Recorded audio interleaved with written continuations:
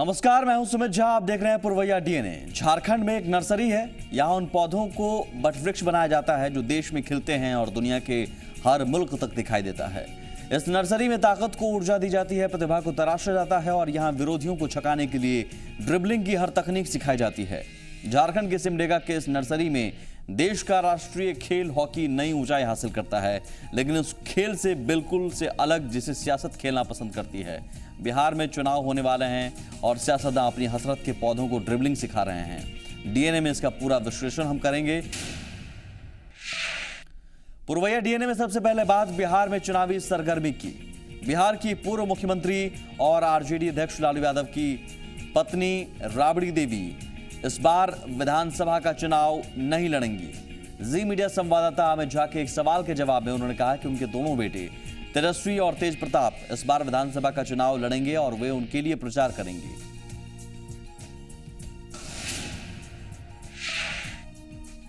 हम तो एमएलसी है, ये चुनाव बेटों का लड़ा रहे हैं ना। आप चुनाव नहीं लड़ेंगे? ना, हम लोग चुनाव लड़े, बेटा लड़िए रहा तो माँ की जरूरत नहीं है। हम तो एमएलसी है, ये चुनाव बेटों का लड़ा रहे हैं ना। आप चुनाव नहीं लड़ेंगे? ना, हम लोग चुनाव लड़े, बेटा लड़िए रहा तो माँ की जरूरत नहीं है। राबड़ी देवी के इस बयान के बाद साफ हो गया कि राबड़ी और लालू के बेटे तेज प्रताप और तेजस्वी इस बार अपने माता पिता की राजनीतिक विरासत को संभालेंगे। लालू इस बारे में पहले ही संकेत दे चुके हैं। सब हमरा ये जताई जा रही है कि तेज प्रताप वैशाली के महुआ और तेजस्वी यादव वैशाली के रही राघोपुर से चुनाव लड़ सकते हैं। हालांकि इस बाबत अभी कोई फैसला नहीं हुआ है। राघोपुर से साल 2010 में राबड़ी देवी को हार का सामना करना पड़ा था। अब यहां सवाल यह है कि राबड़ी ने चुनाव नहीं लड़ने का फैसला क्यों किया। राबड़ी के इस फैसले के पीछे क्या कारण हो सकता है। वर्ष 2005 के बाद बिहार में आरजेडी का ग्राफ लगातार नीचे गिर रहा है। 2005 नवंबर में हुए विधानसभा चुनाव में आरजेडी को 54 सीटें मिली थी और 2010 के विधानसभा चुनाव में आरजेडी 22 सीटों पर सिमट गई। राबड़ी देवी तब सोनपुर और राघोपुर से चुनाव लड़ी थी और दोनों जगहों से उन्हें हार का सामना करना पड़ा था। वर्ष 2014 के विधानसभा चुनाव में लालू ने अपनी बेटी मीसा भारती को पाटलिपुत्र से चुनाव लड़ाया। मीसा को बीजेपी के रामकृपाल यादव के हाथों हार का सामना करना पड़ा। लालू यादव चारा घोटाला के एक मामले में जमानत पर है, लिहाजा वो चुनाव नहीं लड़ सकते। अब देखिए, राबड़ी वर्ष 2010 में विधानसभा का चुनाव हार चुकी हैं। बेटी मीसा भारती को भी लोकसभा में करारी हार मिली थी। अब ऐसे में लालू राबड़ी ने अपने बेटों पर दांव लगाया है और ये दांव उस समय पर लगाया गया है जब बिहार में एनडीए और महागठबंधन की ताकत की परीक्षा होनी है, क्योंकि यह माना जा रहा है कि यहां जो जीता वही सिकंदर होगा। तो क्या यह माना जाए कि राबड़ी देवी ने खास रणनीति के तहत चुनाव नहीं लड़ने का फैसला किया है? क्योंकि अगर राबड़ी देवी चुनाव लड़ती और हार जाती तो यह मैसेज जाता कि जनता ने लालू राबड़ी परिवार को नकार दिया। ऐसे में अगर बेटे चुनाव लड़ते हैं और हार भी जाते हैं तो परिवार की उतनी बदनामी नहीं होगी, क्योंकि कहने के लिए कम से कम ये तो रहेगा कि अभी बच्चे हैं, अनुभव की कमी है, हार से सबक लेकर अगली बार दमखम के साथ मैदान में आएंगे, जो कि राहुल गांधी के मामले को लेकर आप पिछले कई सालों से सुनते आ रहे हैं। हालांकि दोनों बेटों के लिए आगे भी ऑप्शन खुला रहेगा। अगर जीत गए तो लालू राजनीति में आसानी से दोनों बेटों को स्थापित कर सकते हैं। आगे क्या होगा इस बारे में अभी कुछ कहा नहीं जा सकता। अब देखिए आगे आगे होता क्या है। लेकिन हम जरूर आगे बढ़ते हैं, बात करते हैं राजनीति में आधी आबादी की भागीदारी की।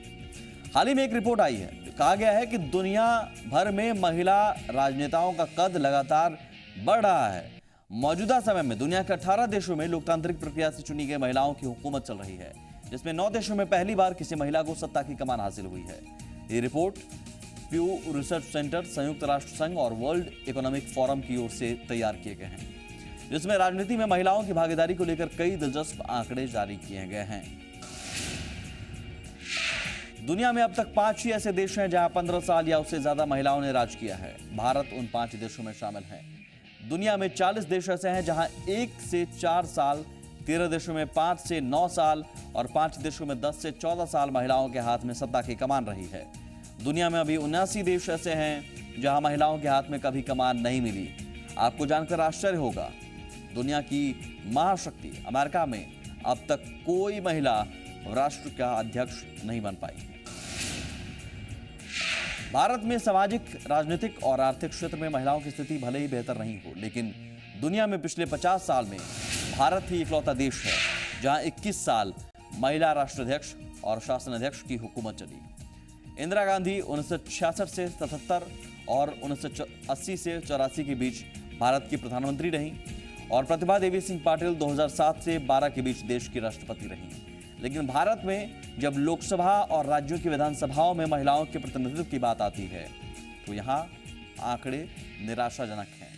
लोकसभा में मात्र 12% सीटों पर ही महिला सांसदों का कब्जा है, जबकि राज्य विधानसभा में महिलाओं का प्रतिनिधित्व मात्र 9% है। हमारे पड़ोसी मुल्क चीन में 25% और पाकिस्तान में 21% महिला जनप्रतिनिधि हैं।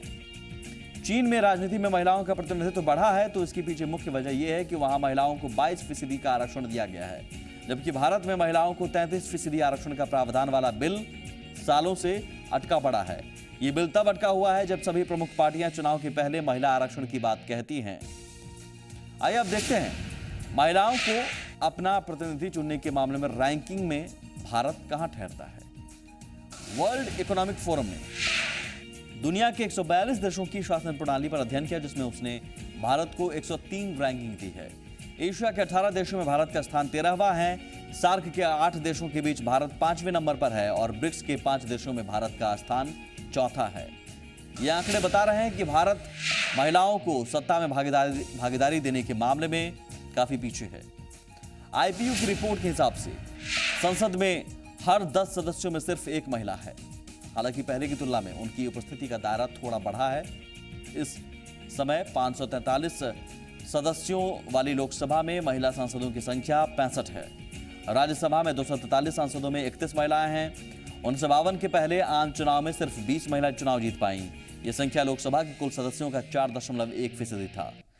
बाद के चुनाव में महिलाओं के मैदान में उतरने की संख्या तो बढ़ती गई, लेकिन उस अनुपात में वे लोकसभा तक नहीं पहुंच सकी। विधानसभा चुनाव में कई राज्यों में ऐसे मौके आए हैं जब एक भी महिला चुनाव नहीं जीत पाई। केरल, उत्तराखंड, नागालैंड और मेघालय जैसे राज्य जो महिला सशक्तिकरण की दिशा में आगे माने जाते हैं, वहां की विधानसभा में महिलाओं का प्रतिनिधित्व तो सबसे कम है। नागालैंड की 60 सदस्यों की विधानसभा में पिछले 50 साल में एक भी महिला नहीं पहुंची है। ये हालत तब है जब राज्य में हमेशा पुरुषों की तुलना में महिलाओं ने ज्यादा मतदान किया है। देश में बिहार में महिलाओं के प्रतिनिधित्व देने के मामले में बिहार पहले स्थान पर है। यहाँ 14% में विधायक महिला हैं। झारखंड के 81 विधानसभा क्षेत्रों में से 9 विधानसभा क्षेत्रों का प्रतिनिधित्व महिलाएं कर रही हैं। जाहिर है ये आंकड़े आधी आबादी के लिए निराशाजनक है, खासतौर पर तब जब मतदान में महिलाओं की हिस्सेदारी लगातार बढ़ी है और यहाँ की महिलाओं को राजनीति की निचली पायदान से ऊपरी पायदान तक जब भी मौका मिला उन्होंने अपनी काबिलियत की छाप छोड़ी है। आजादी के बाद देश के अलग अलग राज्यों में अब तक 14 महिलाओं ने मुख्यमंत्री का पद संभाला और उनमें से ज्यादातर ने सफलता से शासन चलाया। सुचेता कृपलानी, राबड़ी देवी, सुषमा स्वराज, मायावती राजनीति में महिलाओं की रोल मॉडल रही हैं। फिलहाल भारत के 3 राज्यों में महिला मुख्यमंत्री हैं। तमिलनाडु की कमान जयललिता, राजस्थान की कमान वसुंधरा राजे और पश्चिम बंगाल की कमान ममता बनर्जी के पास है। कांग्रेस पार्टी की प्रमुख और विपक्ष की नेता कई राज्यों की राज्यपाल और मुख्यमंत्री महिलाएं बनी हुई हैं, लेकिन इसके बाद भी राजनीति में महिलाओं की स्थिति बेहतर नहीं है। उन्हें अब भी अपने हिस्से के आसमां का इंतजार है। अब देखना है आधी आबादी को कब उनका पूरा अधिकार मिलता है और यकीन मानिए आधी आबादी के अधिकार के लिए सवाल उठाना कुछ ऐसा ही है जितना कि आधी आबादी के मसले पर बोलना, जो कि अभी मैंने बोला है। एक छोटा सा ब्रेक लेंगे।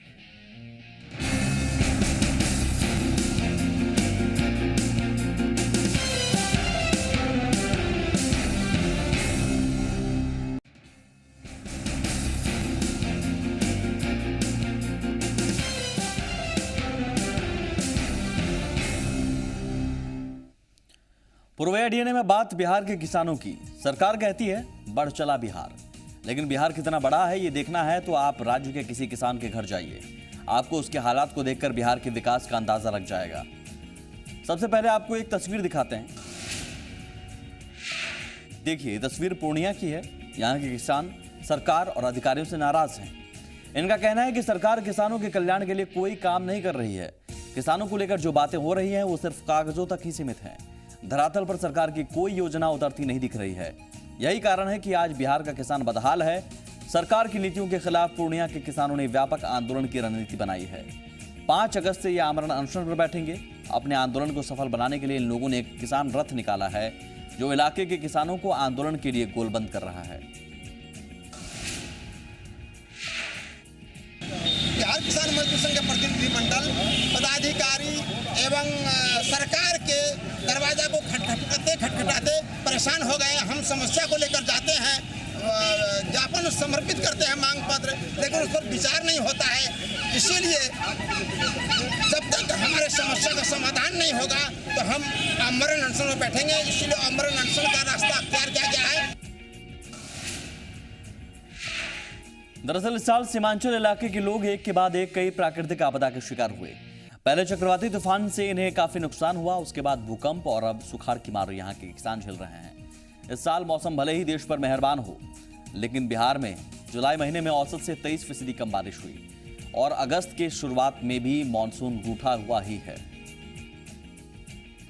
अररिया, भोजपुर, दरभंगा, पूर्वी चंपारण, पश्चिमी चंपारण, गोपालगंज, खगड़िया, किशनगंज, मधेपुरा, मधुबनी, मुजफ्फरपुर, नवादा, पटना, पूर्णिया, रोहतास, सहरसा, समस्तीपुर, सारण, शिवहर, सीतामढ़ी, सिवान, सुपौल और वैशाली में औसत से कम बारिश हुई, जबकि भागलपुर, अरवल, औरंगाबाद, बांका, भभुआ, गया, जहानाबाद, लखीसराय, शेखपुरा, बेगूसराय, बक्सर, जमुई, कटिहार, मुंगेर और नालंदा में सामान्य बारिश हुई। बिहार की अर्थव्यवस्था खेती पर निर्भर है। यहाँ की लगभग 80% आबादी की रोजी रोटी खेती से चलती है। सिंचाई व्यवस्था के कमजोर होने के कारण यहाँ खेती मानसून पर निर्भर है। अधिकांश जिलों के स्टेट बोरिंग ठप हैं। नहरों की स्थिति भी ठीक नहीं है। कई नदियां बरसाती बन गई हैं। अधिकांश कुएं भर दिए गए हैं। ऐसे में किसानों के पास पटवन के लिए बारिश के अलावा निजी बोरिंग का विकल्प है, जो बेहद खर्चीला है। हालांकि राज्य सरकार किसानों को डीजल अनुदान देने की बात कह रही है, लेकिन जागरूकता के अभाव में ये लाभ कम किसान ही उठा पा रहे हैं। बिहार में खेती की स्थिति का अंदाजा इसी से लगाया जा सकता है कि यहाँ जब जब भी औसत से कम बारिश होती है तब तब सुखाड़ पड़ता है। पिछले 15 साल में अब तक बिहार में 6 बार सूखा पड़ चुका है। 2004, 6, 9, 10, 2013 और 2014 में यहाँ सूखा पड़ चुका है। बार बार इस तरह के हालात पैदा होने के बाद भी सरकार की ओर से अब तक कोई वैकल्पिक व्यवस्था नहीं की गई है। अब भी बिहार के किसान पारंपरिक तरीके से धान और गेहूं की खेती करते हैं। अगर उन्हें वैकल्पिक खेती के बारे में जानकारी दी गई होती तो आज कम बारिश होने के बाद इतनी हाय तौबा नहीं मचती। एक और छोटा सा ब्रेक हम लेंगे।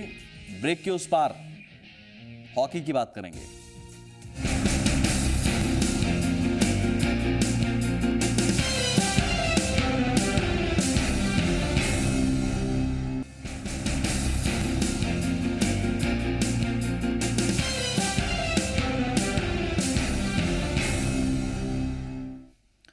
एक जमाना था जब खेलों की दुनिया में झारखंड की शान हॉकी हुआ करती थी।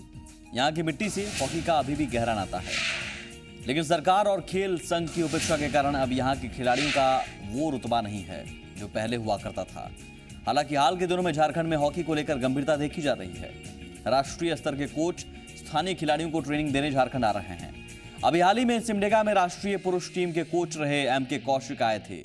उसके बाद जिला स्तर से लेकर राज्य स्तर तक की हॉकी की कई प्रतियोगिताएं आयोजित की गईं।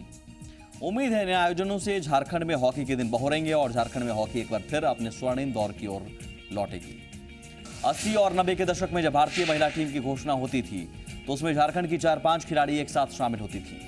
पुरुषों और महिलाओं के वर्ग में झारखंड के कई ऐसे चेहरे चमके जिनकी धाक सालों तक खेल के मैदान में रही, लेकिन गुजरते वक्त के साथ साथ ये सब यादें बनती जा रही हैं। 2009 के बाद भारतीय हॉकी टीम में झारखंड का मात्र एक खिलाड़ी विमल लकड़ा शामिल है, जबकि महिला वर्ग में झारखंड की असुंता लकड़ा 2011-12 में भारतीय टीम की कप्तान रही। इन दोनों खिलाड़ियों को छोड़ दें तो हाल के दिनों में झारखंड का कोई खिलाड़ी राष्ट्रीय स्तर पर अपनी चमक बिखेरने में कामयाब नहीं हो सका। 80 के दशक में विश्वासी पूर्ति, अलमा गुड़िया, दयामणि सोय, सलोमी भैंगरा, सलोमी पूर्ति, एस मणि सांगा ने भारत के लिए खेला। बाद में मसिया सोरेन, एडविन किरकट्टा सरीखी खिलाड़ी भी चमकी। पुरुष वर्ग जयपाल सिंह मुंडा, सिल्वानुस डुंगडुंग, मनोहर टोपनो, विमल लकड़ा ने झारखंड का नाम रोशन किया। आपको बता दें कि जयपाल सिंह मुंडा की कप्तानी में 1928 में भारत ने ओलंपिक में पहला गोल्ड मेडल जीता था। लेकिन अब झारखंड से अंतर्राष्ट्रीय स्तर पर खिलाड़ी नहीं पहुंच पा रहे हैं। इसके कोई एक कारण नहीं बल्कि कई कारण हैं। मॉडर्न हॉकी एस्ट्रोटर्फ खेली जा रही है। ऐसे में गांव देहात से निकले खिलाड़ी जब अंतर्राष्ट्रीय स्तर पर जाते हैं तो फ्लॉप हो जाते हैं। अभाव और गरीबी की वजह से खिलाड़ी उच्च स्तर की तकनीक नहीं सीख पाते। हॉकी संघ कायदे की प्रतिभाओं की तलाश नहीं करता। जो खिलाड़ी प्रतिभावान होते हैं उन्हें सरकार की ओर से पर्याप्त संरक्षण नहीं मिलता। झारखंड में ऐसे दर्जनों उदाहरण हैं। राष्ट्रीय और अंतर्राष्ट्रीय स्तर पर अपनी प्रतिभा का लोहा मनवा चुके खिलाड़ी आज गुमनामी की जिंदगी जी रहे हैं। अगर झारखंड में हॉकी के पुराने दिन लौटाने हैं तो सरकार और खेल संघों को इस दिशा में ध्यान देना होगा। तो जाहिर है हॉकी को लेकर लगातार उपेक्षा होती रही और शायद यही वजह है कि आज हॉकी की ये दुर्दशा है और लगातार हॉकी के नाम पर पैसे बहाए जाते हैं, लेकिन इस खेल का कभी इस खिलाड़ियों को कभी सुविधाएं नहीं मिली और ना ही ये खेल आगे बढ़ पा रहा है। पूर्व डीएनए में बस इतना ही। नमस्कार।